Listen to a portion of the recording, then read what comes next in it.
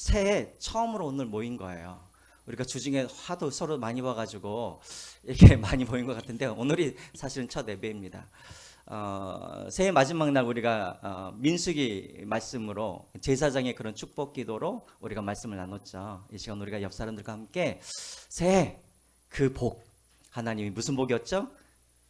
지키시고 또 은혜 주시고 또 평강 주시는 이 복이 우리 옆에 있는 분들에게 함께 하시기를 바랍니다 하면서 우리 옆에 분들에게 새해 복 많이 받으십시오. 우리 같이 한번 그렇게 인사 나누겠습니다. 새해 복 많이 받으세요.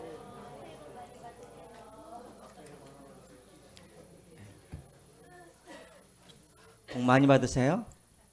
많이 받으셔서 저도 좀 나눠주시고. 그렇죠. 자, 지난 해 말부터 우리가 이제 마태복음, 또 마가복음, 요한복음은 우리가 이제 이번 주에 계속 봤죠. 자, 그래서 이제 복음서는 이제 끝내고 오늘은 우리가 이제 사도행전으로 말씀을 나누겠습니다. 우리가 매주마다 성경 한 권씩 우리가 가지고 말씀을 전하지 않습니까? 자, 그래서 오늘은 사도행전을 가지고 여러분들과 말씀을 나누겠습니다. 여러분 한때 우리 나라가 힘들 때 유행했던 말이 있었었죠. 나라가 힘들 때. 막 정치도 싫고 막 그럴 때 유행했던 말이 있었었죠. 이게 나라냐? 이런 말 유행했잖아요. 그렇죠? 정치인들이 국민을 걱정해야 되는데 요즘 보면은 국민들이 정치를 걱정하고 있죠. 자, 그런데 여러분 요즘 교회를 보면은 똑같은 생각이 들어요. 이게 교회냐? 이런 생각이 들죠. 그러니까 교회가 세상을 걱정해 줘야 되는데 오히려 요즘에는 세상이 교회를 걱정하는 그런 시대가 되었죠. 대체 뭐가 문제일까? 교회가 뭐가 문제인지를 우리가 알려고 하면 또 더 정확하게 말하면 교회가 건강한지 병들었는지 우리가 알려고 하면 어떻게 하면 될까요? 우리가 뭔가 비교해 보면 되겠죠. 비교해 보면. 그렇죠? 그럼 여러분 이 이상적인 어떤 교회, 모델이 될 만한 그런 교회와 비교를 해서 그보다도 못 미치면 우리가 좀 더 열심히 해야 될 것 같고 또 거기와 우리가 가까워지면 우리 교회는 그래도 건강한 교회다 이렇게 우리가 이렇게 진단을 할 수가 있겠죠. 자, 그러면 여러분 이 건강한 교회 또 내지는 우리가 모델이라고 할 수 있는 교회, 이상적인 교회, 이 교회를 우리가 어디에서 우리가 찾아볼 수 있을까요? 그렇죠. 초대교회, 사도행전 여기에서 우리가 찾아볼 수 있는 것이죠. 여러분 그래서 우리가 사도행전을 보면은 우리가 교회가 뭔지 그리고 교회의 사명이 무엇인지 그리고 교회가 어떤 모습으로 되어져야 하는지 그리고 나아가서는 교회가 어떻게 성장하는지 우리가 그것들을 사도행전을 통해서 우리가 볼 수가 있는 거예요. 그래서 여러분들이 정말 좀 교회가 이랬으면 좋겠다. 또 내지는 우리 교회가 정말 건강한 교회인지 한번 우리가 진단해 봤으면 좋겠다 했을 때 우리는 사도행전으로 돌아가서 초대교회와 우리가 한번 비교를 해볼 필요가 있는 것이죠. 그래서 이제 사실은 제가 주일 오전 때 이 사도행전으로 이게 설교를 하려고 계획을 했었었는데 제가 생각을 해보니까 한 1년 반 걸릴 것 같아요. 여러분 1년 반 동안 사도행전만 들으면 여러분 어떻게 될까요? 좋아요? 그럼 할 걸 그랬어요. 저는 여러분들이 질려 그럴까 봐.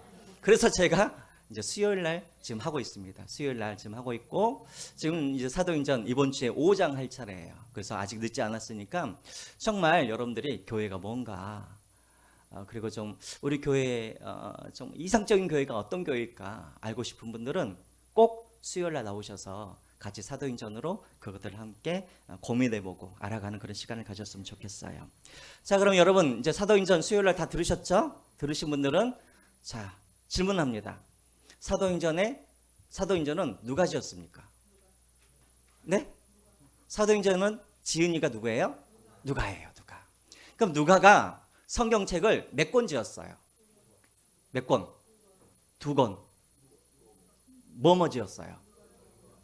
잘하시네요. 누가복음과 사도행전 2권을 지었죠. 우리 한번 확인해 볼게요. 오늘 본문에 나와 있는 1절과 2절을 한번 보겠습니다. 데오빌로여 내가 먼저 쓴 글에는 저 보세요. 이 글은 데오빌로라는 사람에게 쓰고 있어요. 그런데 이것을 내가 먼저 쓴 글이 있대요. 이 글이 뭐예요? 이게 바로 누가복음이에요. 누가복음.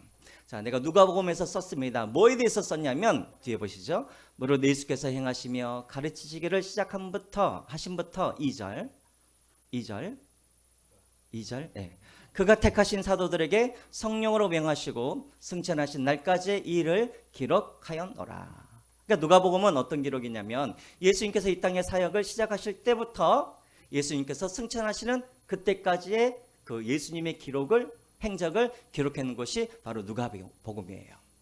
그럼 사도행전은 뭔가 이제 예수님께서 승천하신 이후에 이제 부활을 보았던 그 제자들이 이제 세상에 나아가서 부활하신 예수님을 증거하고 그리고 그 증거하는 곳곳마다 교회를 세우는 그런 역사를 기록한 것이 바로 뭐예요? 이것이 바로 사도행전인 거예요. 그래서 여러분 우리가 보통 신약의 역사서 하면은 우리가 보통 누가복음과 그다음에 사도행전 두 권으로 해요. 또 어떤 분들은 그냥 누가복음은 복음서니까 그냥 신약의 역사서 하면은 그냥 누가복음 이렇게 하는 거예요. 그러니까 교회의 역사를 기록한 것이 바로 이제 사도행전이라는 것이죠. 자, 그러면 여러분 이제 이 사도행전을 보면 그래서 예수님의 부활을 보았던 이 제자들이 이제 그 부활하신 예수님을 이제 세상에 전하는데 어디까지 전하냐면 예루살렘뿐만 아니라 유럽까지 그리고 나아가서는 그때 당시 세계의 심장부라고 할 수 있는 로마까지 어떻게 복음이 증거되었는지를 이제 자세하게 그렇게 기록해 놓고 있는 것이죠. 그래서 이제 사도행전이라고 하는 거예요. 그러면 목사님 왜 그러면 사도행전이라고 합니까? 예수님의 제자들이 복음을 전했으니까 제자복음이라고 해야 되는데 왜 사도행전이라고 합니까? 왜 그래요, 여러분? 제자행전이 맞잖아요. 제자행전이. 이제 여러분들이 사도행전을 보시면 복음서와 사도행전을 비교해 보면 가장 큰 변화가 뭐냐면 복음서에서는 예수님의 제자들을 제자로 부르는데 사도행전으로 넘어오면 예수님의 제자들을 뭘로 불러요? 사도로 불러요. 이제 제자라는 이름이 사라지게 되어지죠. 자, 그러면 제자와 이 사도의 뜻은 무엇인가 한번 보여주시겠어요? 안 보여주실래요? 예, 그렇죠. 제자. 자, 제자는 헬라어로 마데테스라는 단어를 쓰고 있어요.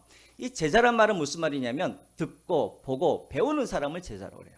듣고 보고 배우는 사람. 다시 말하면 훈련받는 사람을 우리가 제자라고 그러죠. 그러니까 예수님께서 이 땅에 계셨을 때 제자들은 예수님을 따라다니면서 예수님의 말씀을 듣고 또 예수님께서 행하신 기적도 보고 그러면서 예수님으로부터 배웠어요. 그래서 그때는 제자들을 제자라고 말을 하는 거예요. 자, 그런데 이제 예수님께서 승천하셨잖아요. 자, 이제 사도는 어떤 말이냐면 헬라어로 아포스톨로스란 말을 써요. 아포스톨로스. 이 말은 무슨 말이냐면 보냄을 받은 자라는 거예요. 보냄을 받은 자. 이게 무슨 말이냐면 이제 예수님께서 승천하셨잖아요. 이제 예수님께서 하셨던 그 일을 이제 누가 해야 되냐면 이제 제자들이 이제 세상으로 나아가서 다시 말하면 제자들이 이제 예수님으로부터 보냄을 받아서 세상에 나가서 부활하신 예수님을 증거하고 그리고 하나님의 나라를 그렇게 건설하고 확장시켜가는 이 일들을 이제 제자들이 해야 되는 거예요. 그래서 이제 이들이 듣는 데서 이제 멈추지 않냐고 이제는 이들이 보냄을 받아 증인의 삶을 살아가야 하기 때문에 이제 제자들을 사도라는 그런 단어를 사용하고 있는 거예요. 그래서 이제 제자행전이 아니라 그래서 사도행전이라는 그 말을 우리가 사용한다라는 것입니다. 자, 그래서 여러분 한번 이것도 우리가 자세히 한번 볼 필요가 있어요. 여러분 원래 순서가 있어요. 처음 예수님을 발견했을 때는 사람들이 예수님을 어떤 마음으로 쫓아가냐면 그분의 기적과 이적을 보기 위하여서 호기심 때문에 예수님을 쫓아다녔었어요. 이들을 성경에서는 뭐라고 그러냐면 무리라고 그래요. 무리.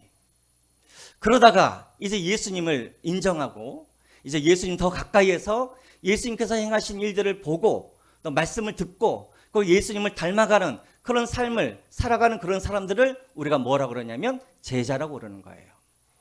이제 제자에서 끝나는 거 아니에요. 이제 보고 들었으면 이제 보고 들은 것을 우리가 세상에 나아가서 보냄받은 자답게 세상에서 뭘 해야 되는 거예요? 복음을 증거해야 되죠. 이게 뭐예요? 사도인 거예요. 그래서 항상 단계가 있어요. 무리에서 뭘로? 제자로. 제자에서 그 다음에 뭘로? 사도로.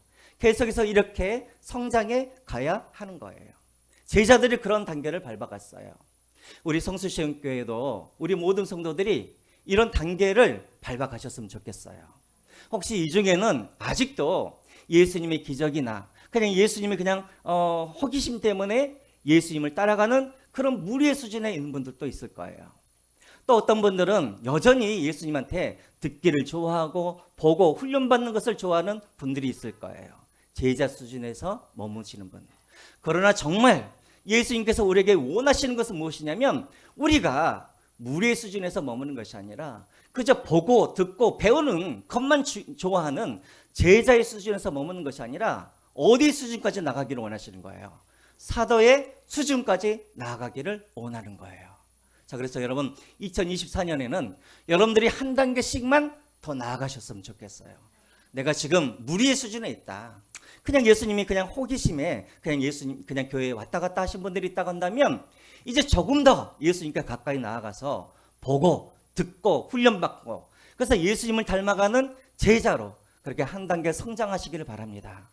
그 지금까지 보고 듣고 열심히 훈련받으신 분들이 제자들이시라고 한다면 이제는 맨날 듣지만 마시고 보지만 마시고 훈련받지만 마시고 이제는 여러분들이 세상으로 나아가서 보냄받은 자답게 사도로서 복음을 증거하는 그런 사도의 삶을 사시기를 주님의 이름으로 부탁드립니다. 그래서 이제 머지않아서 우리 모든 성도들이 다 사도가 되어서 내가 있는 곳곳에서 그렇게 복음을 부활하신 예수님을 증거할 수 있는 그런 사도의 삶을 살아가시는 그런 여러분들이 되시기를 주님의 이름으로 축원드립니다. 자, 그러면 여러분 그래서 이제 사도행전은 뭐냐면 사도들의 행적인 거예요. 한마디로. 그러니까 사도행전을 보면은 사도들이 무엇을 전하였고 사도들이 그것을 어떻게 전했는지 사도행전에 그게 다 나와 있어요. 자, 그래서 여러분 우리가 이제 사도행전 하면은 두 가지를 여러분들이 기억하셔야 돼요. 두 가지. 저를 한번 보세요. 사도행전 하면 여러분들이 두 가지를 기억해야 되는데 첫 번째는 뭐냐면 하나님의 나라. 그리고 두 번째는 뭐냐면 성령이에요. 따라서 해보시죠. 하나님의 나라, 성령. 이게 사도행전의 핵심이에요. 그러니까 여러분들이 이것을 잊어버리면 안 돼요. 제자들이 대체 나가서 복음을 전했는데 그 복음의 핵심이 무엇인가? 딴 거 아니에요. 그들은 나아가서 하나님의 나라에 대해서 그들이 복음을 증거했어요. 그러면 여러분 하나님의 나라를 이들이 증거했는데 그럼 어떻게 그것을 증거했는가? 자신들의 지식과 자신들의 힘으로 그것을 증거했는가? 아니요. 어떻게? 뭐의 권능을 받아서? 성령의 권능을 받아서 그 일을 한 거예요. 사도행전을 그래서 딱 두 개로 줄이면 하나님의 나라와 성령이에요. 사도들이 하나님의 나라를 증거하고 그리고 그들이 가는 곳곳마다 하나님의 나라를 건설하고 그러나 그 일은 자신들의 힘으로 한 것이 아니라 성령의 권능으로 그 일들을 해갔기 때문에 하나님의 나라, 성령 이 두 가지가 중요한 거예요. 자, 여기까지 따라오시겠어요? 잠만 오세요? 자, 가시고. 자, 그러면 대체 하나님의 나라가 뭔가 중요하죠. 이게 복음의 핵심인데요. 자, 우리 하나님의 나라에 대해서는 지난 달에도 배웠죠. 우리가 보아 설교하면서 배웠죠. 자, 우리 한번 3절을 한번 읽어보겠습니다. 3절. 하나님의 나라가 뭔가? 3절 같이 한번 읽겠습니다. 시작. 그가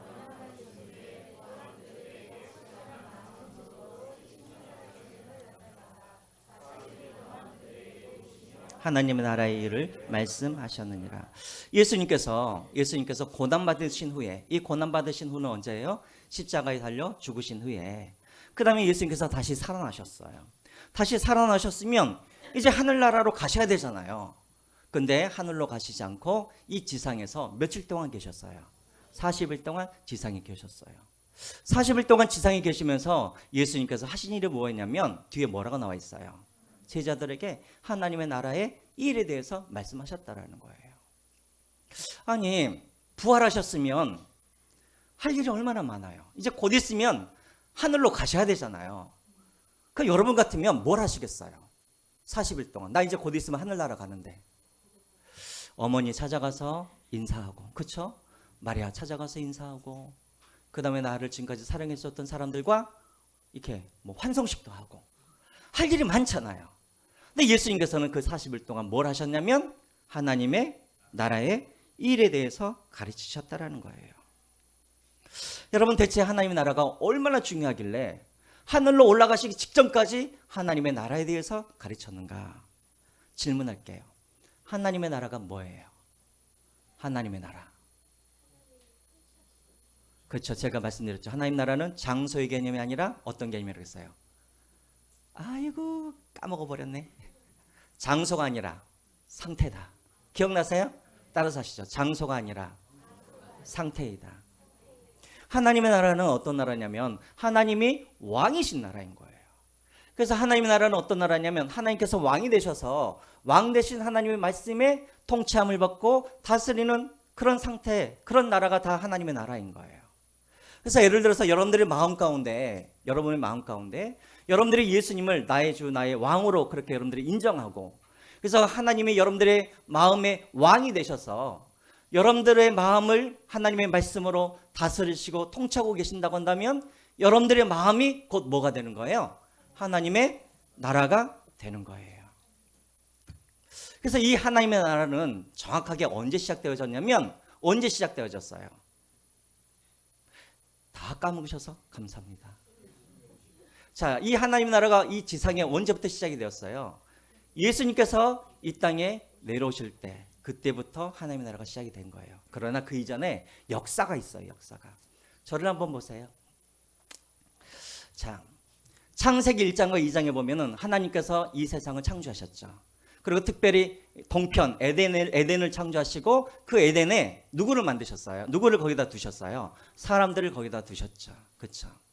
이 에덴은 어떤 곳이냐면 바로 하나님의 나라를 그 에덴에 하나님께서 세우기를 원하셨어요. 하나님이 왕이 되시고, 백성들은 누구예요? 백성들은 아담과 하와와 그 후손들이 백성이 되겠죠. 그리고 이제 거기에 법이 있어요. 나라가 있으니까 법이 있겠죠. 그 법이 뭐라 그랬어요? 선악을 아는 나무 열매를 먹지 말아라. 왜 이것을 만드셨어요? 하나님의 왕되심을, 그렇죠? 왕은 뭐예요? 우리가 섬겨야 되잖아요. 순종해야 되잖아요. 그래서 이 선악과를 아는 나무를 이렇게 만드셔서 인간은 순종하는 존재, 하나님이신 왕은 섬김을 받는 존재, 이것을 보여주는 것이 바로 선악을 아는 나무라고 그랬죠. 자, 그래서 하나님께서는 이 에덴을 하나님의 나라로 그렇게 세워가기를 원하셨어요. 자, 그런데 아담과 하와가 어떻게 합니까? 그렇죠. 선악과를 먹게 되어지죠. 무슨 선악과에 무슨 독이 있어서 인간이 타락한 게 아니에요. 선악과를 먹었다는 말은 인간들이 누구에게 이제 순종하지 않겠다라는 거예요. 하나님께. 그 말은 뭐예요? 하나님은 이제 더 이상 나의 왕으로 인정하지 않겠다. 내가 하나님이 되겠다. 이런 뜻이잖아요. 그러니까는 하나님의 나라가 실패하게 된 것이죠. 외면상 보면. 그래서 하나님이 에덴에서 누구를 쫓아냅니까? 아담과 하와를 쫓아내어버리죠. 그리고 하나님의 나라가 상실하게 되어지는 거예요. 자, 이때부터는 이 세상의 왕은 누구인가? 물론 하나님께서 이 세상을 주관하시고 다스리시지만 누가 이 세상의 왕 노릇을 하냐면, 누가 왕 노릇을 해요? 이 세상을 사단이 왕 노릇을 하는 것이죠. 사단에게는 권세가 있어요. 어떤 권세가 있냐면, 어떤 권세가 있어요? 죽음이라는 권세가 있는 거예요. 이 죽음이라는 이 권세로, 이 죽음이라는 무기로 모든 인간들을 사단이 왕 노릇을 했었어요. 언제까지? 예수님께서 오시기 전까지.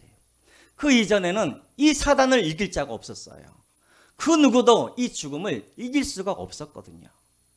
그래서 사단이 왕 노릇을 하는 나라가 되었어요.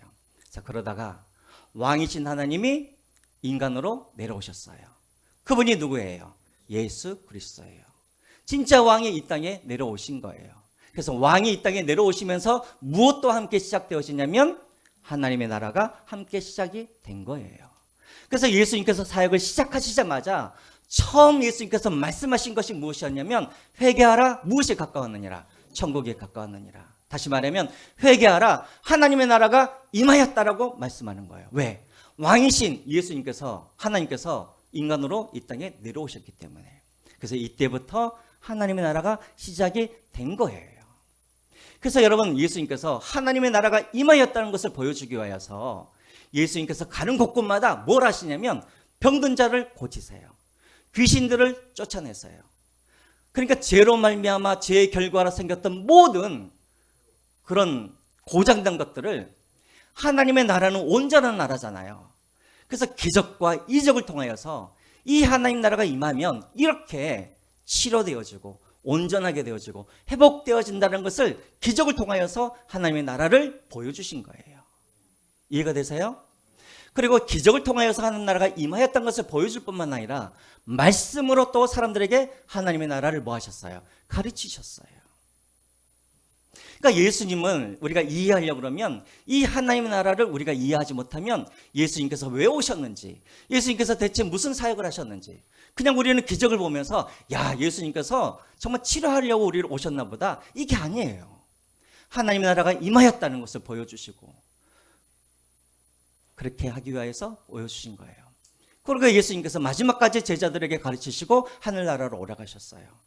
그러면 예수님께서 하셨던 그 사명, 사람들에게 하나님 나라가 이 땅에 왔다, 진정한 왕은 사단이 아니라 하나님이시다, 이것을 계속해서 사람들에게 전해줘야 할 그 의무를 누구에게 주셨냐면, 누구에게 주셨어요? 바로 제자들, 사도들에게 그 일을 하는 거예요. 그래서 오늘날도 제자들, 사도들을 통하여서, 하나님을 믿는 백성들을 통하여서 계속해서 우리는 하나님 나라를 전파하고 하나님의 나라를 세워가고 하나님 나라를 우리가 확산시켜 가야 하는 거예요. 자, 여러분들은 예수님을 나의 구주, 나의 왕으로 인정하십니까? 그럼 여러분들의 마음 가운데 하나님의 나라가 임한 거예요. 저는 올 한 해 여러분들의 가정에도 하나님의 나라가 임하기를 주님의 이름으로 축원드립니다. 여러분들 가정의 모든 구성원들이 다 하나님을 나의 주님, 나의 왕으로 인정할 뿐만 아니라 그냥 말로만 하나님을 왕으로 인정하면 되는 게 아니에요. 하나님의 나라는 어떻게? 그 하나님의 다스림을 받고 통치함을 받으면 그게 바로 하나님의 나라인 거예요.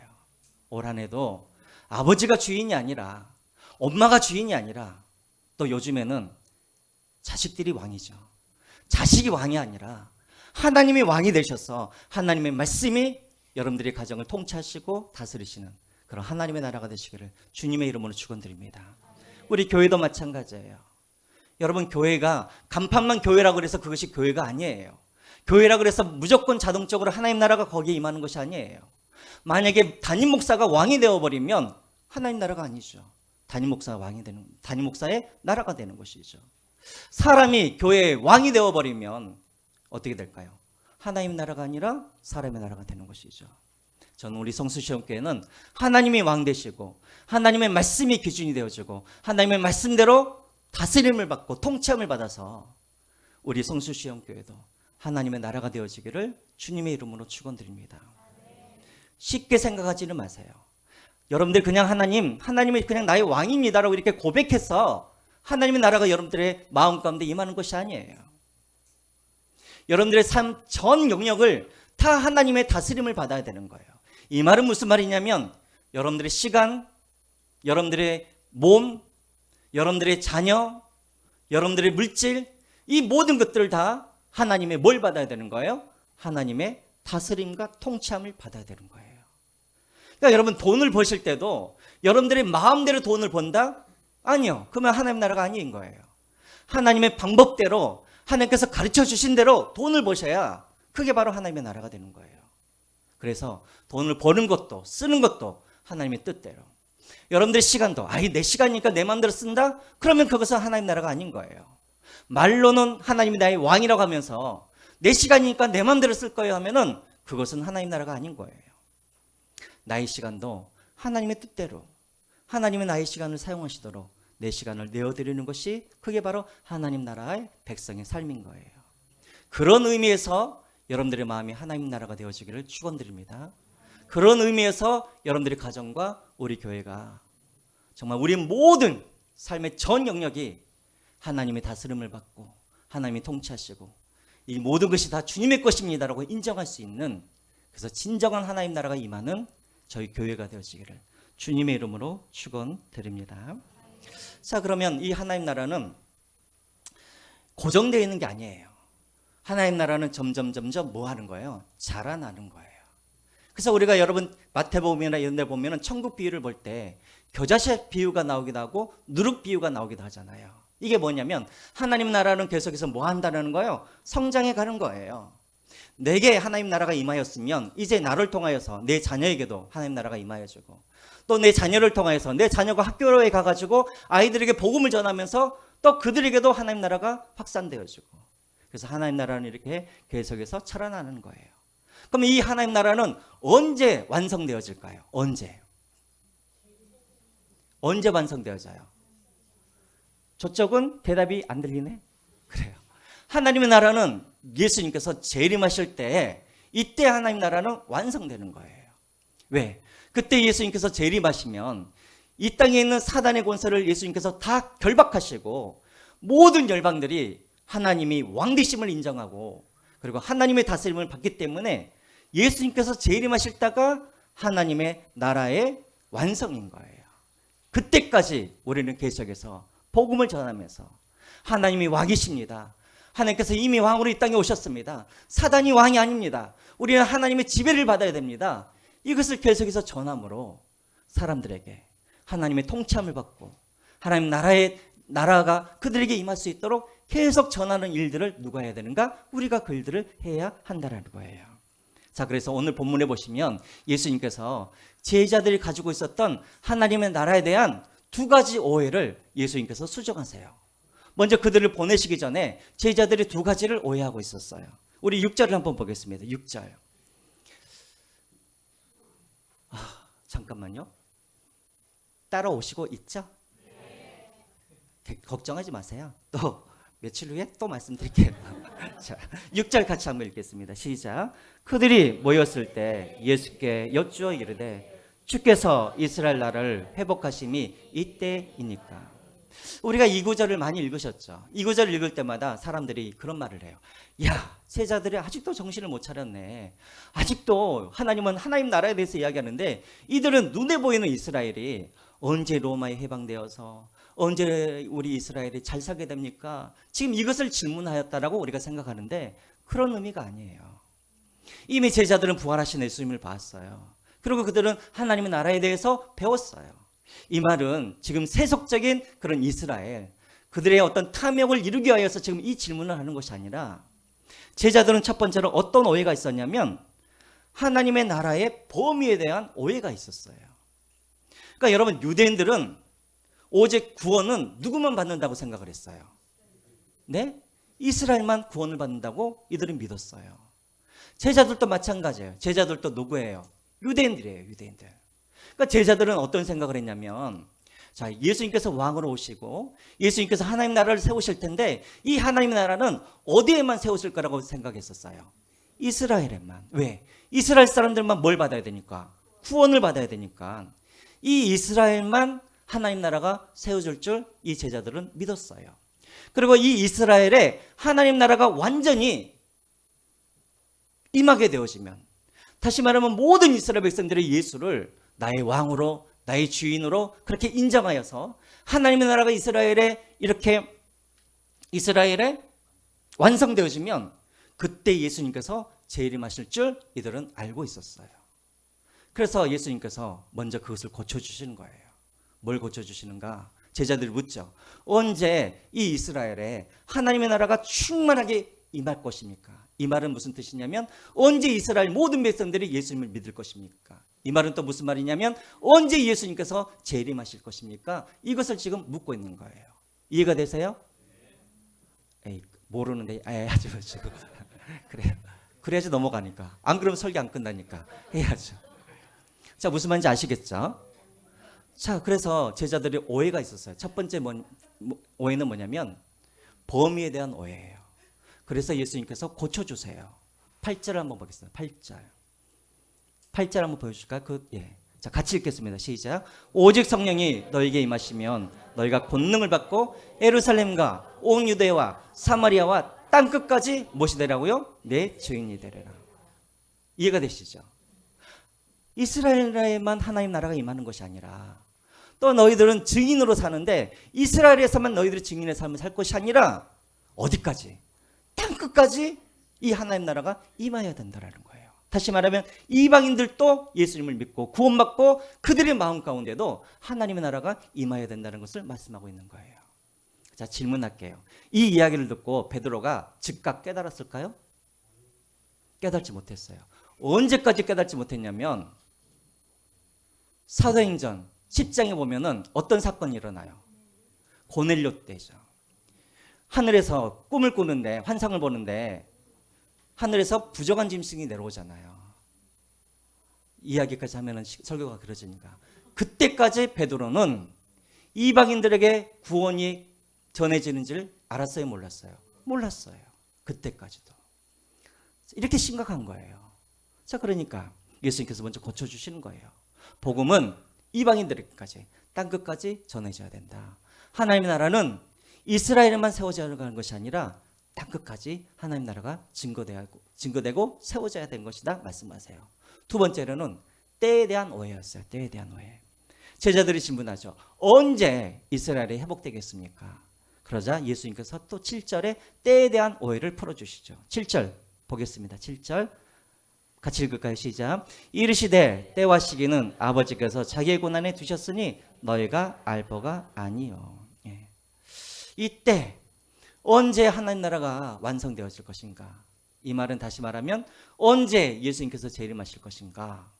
그것은 누구의 고난이라는 거예요? 하나님 아버지의 고난이라는 거예요. 그래서 너희들은 알 필요 없고 너희들은 뭐만 하면 되는 거예요? 복음을 증거하기만 하면 되는 거예요. 자, 첫 번째 하나님 나라. 하나님 나라에 대해서 여러분들 조금 이해가 되세요? 자, 그러면 가겠습니다. 자, 이렇게 올 한 해도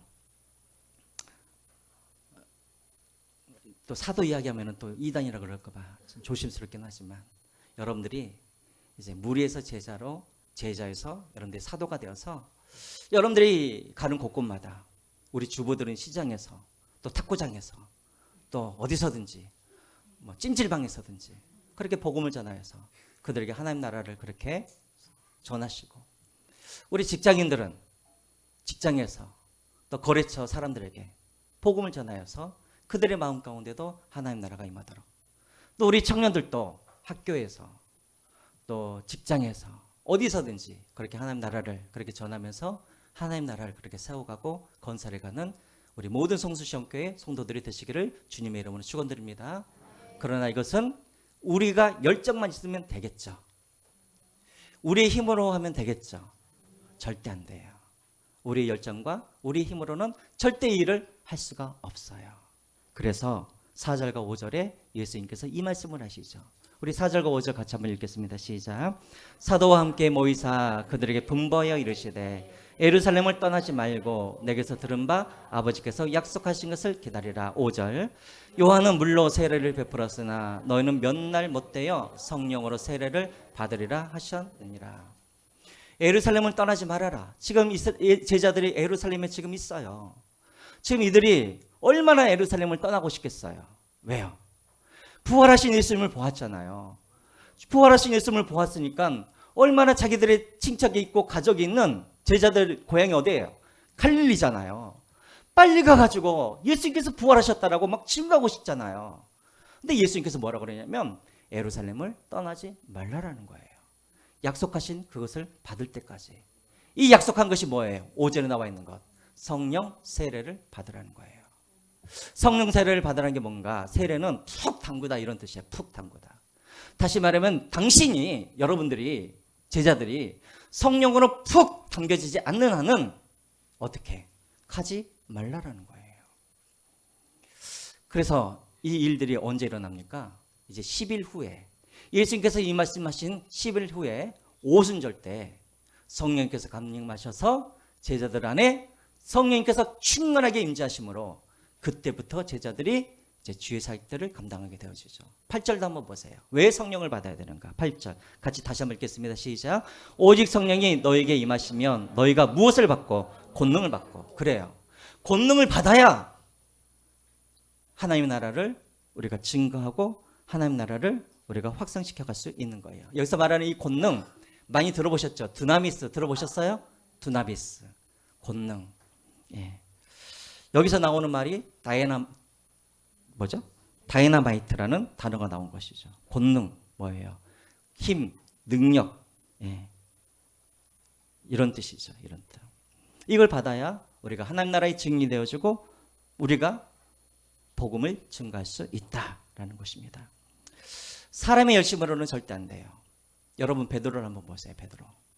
예수님께서 내가 이제 곧 있으면 내가 예루살렘에 들어가서 내가 이제 죽게 될 것이다라고 그렇게 말씀하셨을 때 베드로가 그리고 너희들이 다 나를 버리고 떠날 것이라고 말씀하셨을 때 베드로가 뭐라 그래요?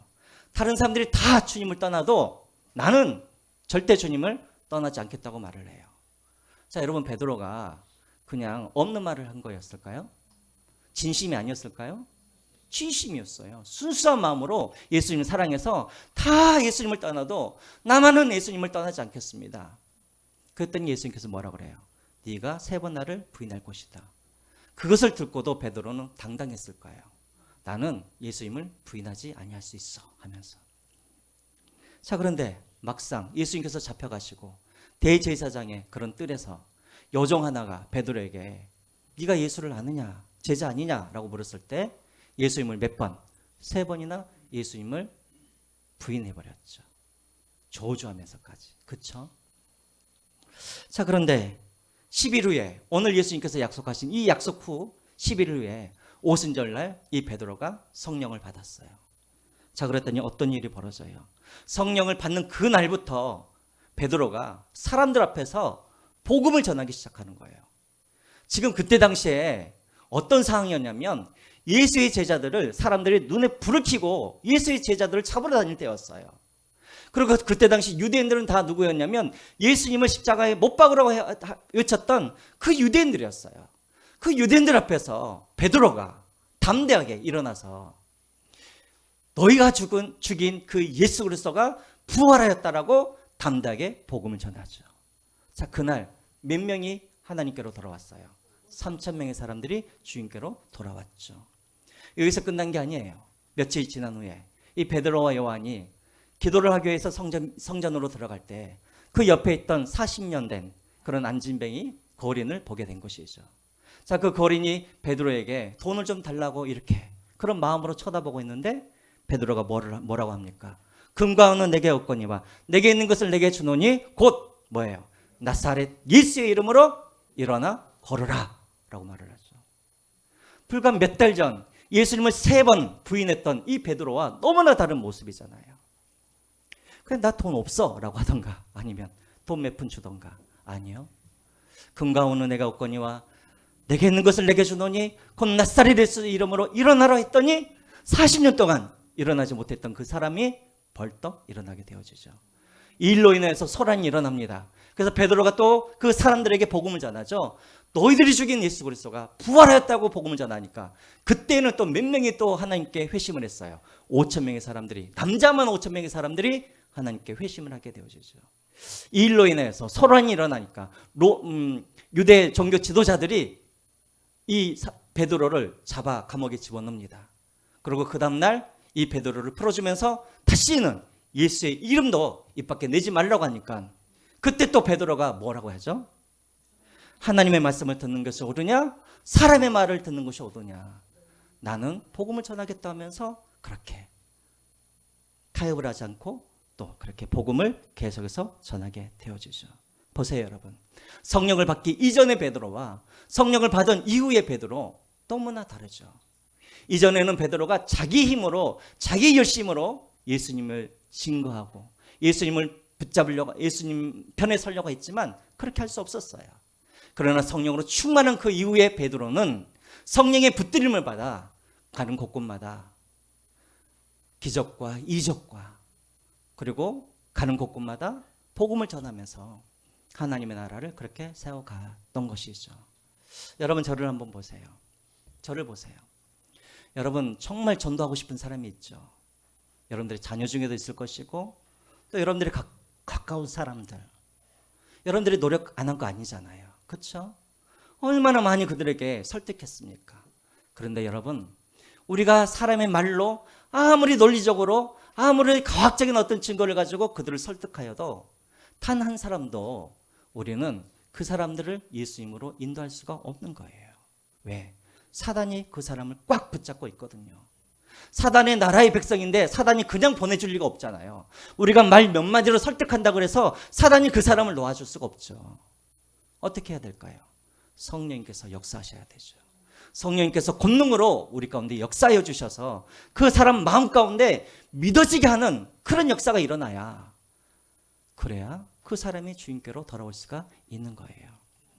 그러므로 여러분, 기도하실 때마다 우리가 기도해야 될 것, 성령 충만케 하여 주십시오. 성령 충만케 하여 주십시오.